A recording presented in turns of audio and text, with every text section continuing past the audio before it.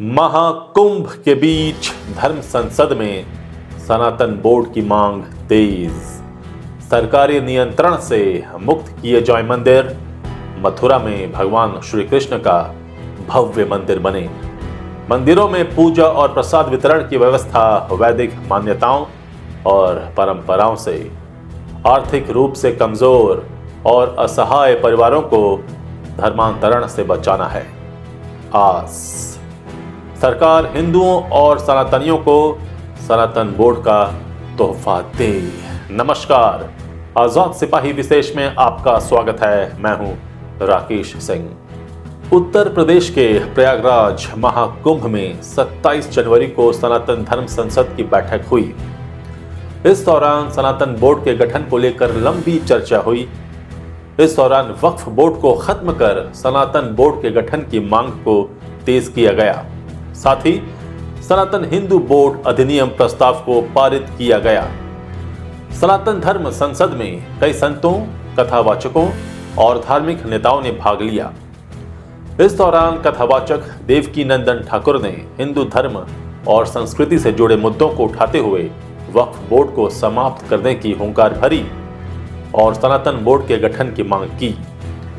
धर्म संसद में कहा गया कि हम सभी को अपना मौन तोड़कर सनातन बोर्ड की स्थापना के आंदोलन में एकजुट होना चाहिए। उन्होंने कहा कि आज ऐसा समय आ गया है कि वक्फ बोर्ड उठता है और किसी भी जगह को अपनी संपत्ति बता देता है। उन्होंने तंज कसते हुए कहा कि वर्ष 1947 में जब देश आजाद हुआ तो धर्म के आधार पर मुस्लिमों को अलग देश दिया गया, लेकिन हिंदुओं का क्या? आज हिंदू अपने ही देश में अपना अधिकार पाने के लिए तरस रहा है। बैठक के बाद सनातनी हिंदू बोर्ड की तस्वीर काफी हद तक साफ हो गई है। आध्यात्मिक गुरु देवकी नंदन ठाकुर ने सनातन बोर्ड गठन के प्रारूप को सोशल मीडिया पर शेयर करते हुए बताया कि इस पर सभी धर्माचार्यों ने अपनी स्वीकृति दे दी है। उन्होंने कहा कि हमने सनातनी हिंदू बोर्ड अधिनियम के लिए एक प्रस्ताव तैयार किया है और यहां मौजूद सभी धार्मिक नेताओं ने इस पर सहमति व्यक्त की है। उन्होंने कहा कि हम इस संविधान को भारत सरकार को भेजेंगे और इस पर चर्चा के लिए प्रधानमंत्री नरेंद्र मोदी से उनका समय मांगेंगे, इस उम्मीद के साथ कि अगर वक्फ बोर्ड होगा तो सरकार हिंदुओं और सनातनियों को एक सनातन बोर्ड का तोहफा देगी। देवकी नंदन ठाकुर ने भारत से अलग होकर बने देशों की स्थिति का जिक्र करते हुए गंभीर सवाल किए। मशहूर कथावाचक ने धर्म संसद में कहा कि बांग्लादेश और पाकिस्तान में हिंदू बोर्ड नहीं है तो भारत में वक्फ बोर्ड क्यों है? यह सवाल उठाने का समय आ गया है। हिंदू अपने अधिकार लेकर रहेगा। उन्होंने कहा कि राम मंदिर केवल शुरुआत है। मथुरा और काशी जैसे महत्वपूर्ण मुद्दे अभी बाकी हैं। 16 नवंबर 2024 को दिल्ली में धर्म संसद हुई थी। इसमें कथावाचक देवकी नंदन ठाकुर ने पुरजोर तरीके से सनातन बोर्ड के गठन की मांग उठाई थी। वे कहते हैं कि देश के मठ मंदिरों को सरकारी नियंत्रण से मुक्त किया जाए और इनके संचालन का जिम्मा सनातन बोर्ड को दिया जाए। दरअसल बीते साल तिरुपति बालाजी मंदिर के प्रसाद में मिलावट का मामला सामने आने के बाद सनातन बोर्ड की मांग ने जोर पकड़ा था। इसके बाद ही धीरे धीरे देश भर के साधु संत इस मांग के लिए एकजुट होना शुरू हुए। सनातन बोर्ड को हिंदू बोर्ड अधिनियम 20 के नाम से जाना जाएगा। चतुर्थ सनातन धर्म संसद बैठक के बाद कहा गया कि सनातन बोर्ड को हिंदू बोर्ड अधिनियम 20 के नाम से जाना जाएगा। इसके प्रस्तावना में कहा गया कि यह अधिनियम भारत में हिंदू मंदिरों, उनकी संपत्तियों, निधियों और सनातन धार्मिक परंपराओं के बंधन, संरक्षण और निगरानी के लिए एक केंद्रीकृत सनातन हिंदू बोर्ड की स्थापना करेगा।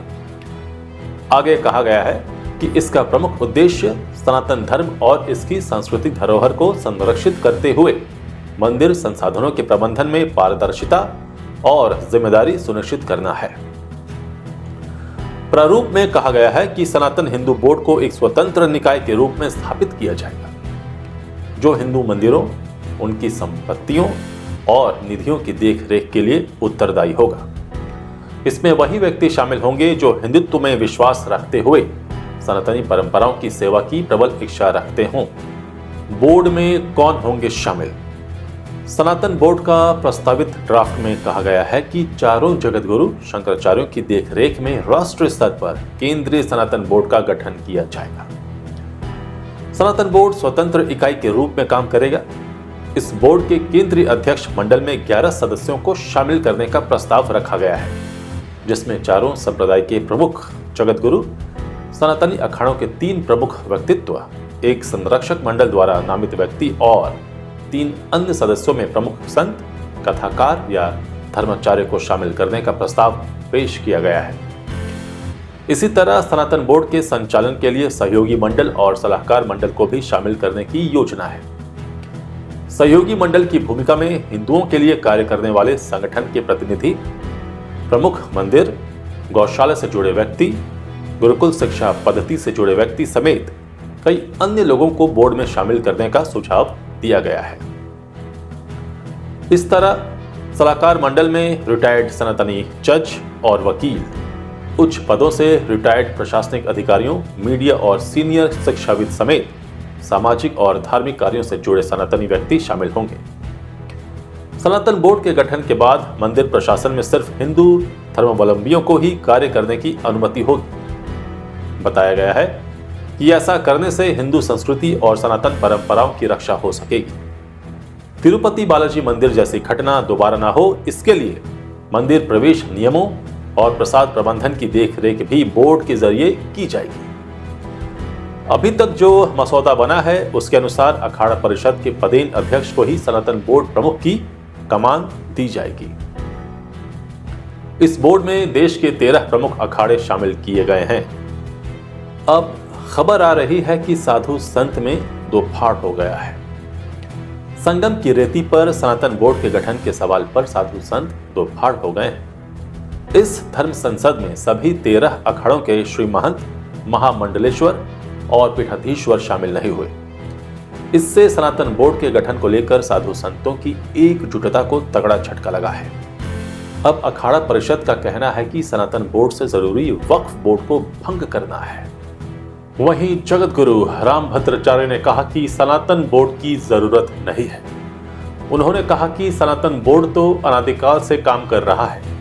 रामभद्राचार्य ने कहा है कि हिंदू अपने अधिकार के लिए उचित संघर्ष नहीं करते हैं। अपने अधिकार के लिए हमें संघर्ष करना होगा। उन्होंने दिनकर की पंक्ति का जिक्र किया और कहा कि अब याचना नहीं, रण होगा, संग्राम महाभीषण होगा। उन्होंने स्पष्ट किया कि ये रण विधर्मियों के खिलाफ होगा। उन्होंने भारत विरोधी, राष्ट्र विरोधी, हिंदू विरोधी और सनातन विरोधियों को विधर्मी बताया है। सनातन बोर्ड की क्या हैं प्रमुख मांगे? अयोध्या में श्री राम जन्मभूमि मंदिर की तर्ज पर मथुरा में भी भगवान श्री कृष्ण का भव्य मंदिर बनाया जाए।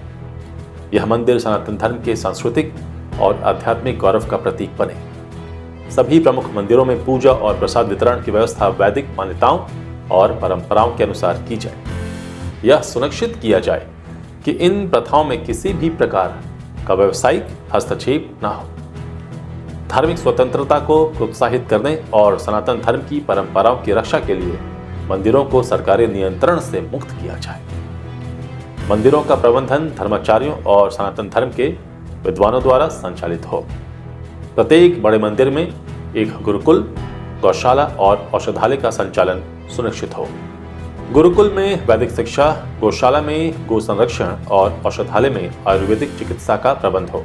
यह व्यवस्था समाज के सभी वर्गों को लाभान्वित करेंगी।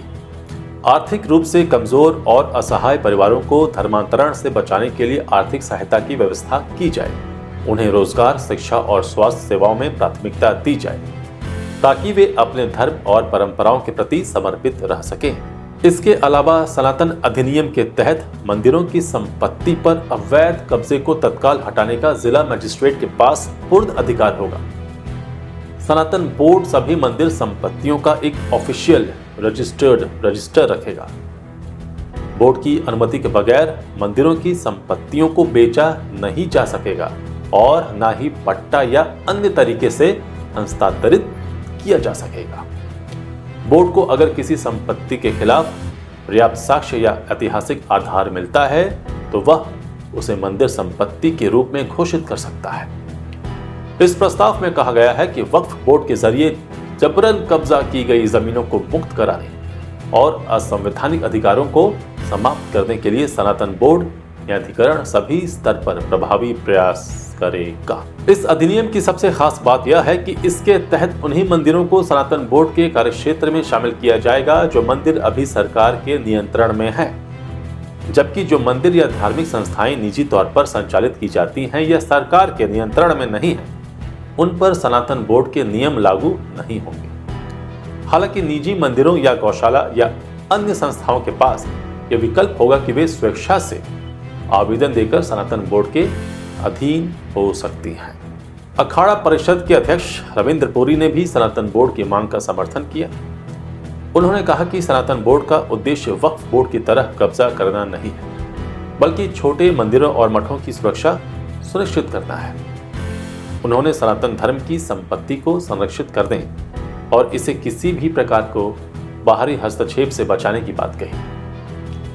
इस आयोजन के बाद सनातन धर्मावलंबियों और संतों ने स्पष्ट कर दिया कि जब तक सनातन बोर्ड का गठन नहीं होता, वे अपने आंदोलन को जारी रखेंगे। प्रयागराज महाकुंभ से निकली यह मांग आने वाले समय में धार्मिक और राजनीतिक चर्चाओं में प्रमुख भूमिका निभा सकती है। आजाद सिपाही के विशेष में अभी इतना ही। आप हमारे इस YouTube चैनल को जरूर सब्सक्राइब करें और भी अधिक जानकारी के लिए पढ़ते रहिए अपना लोकप्रिय दैनिक अखबार आजाद सिपाही। धन्यवाद।